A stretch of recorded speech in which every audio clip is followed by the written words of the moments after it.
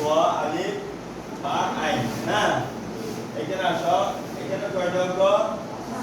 তাহলে আমরা কি কি পাঠ করতেছি যে এক বছর আর তাহলে এক বছর 2 বছরের মধ্যে পার্থক্যটা আমাদের কি করতে হবে বাছাই করতে হবে যাচাই বাছাই করতে হবে এবং নির্ণয় করতে হবে বুঝতে পারছো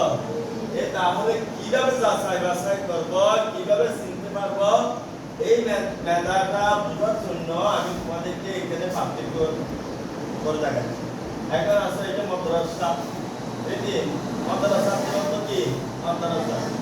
বহু বছরের কি হতে পারে মাদা শিশু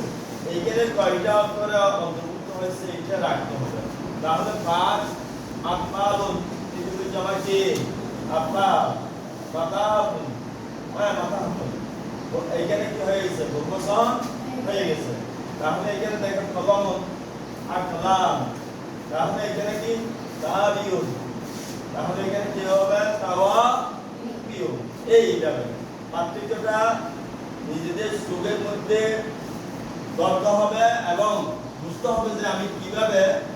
এক বছর আর বহু বছর করতে পারবো এক বছর আর বহু বছর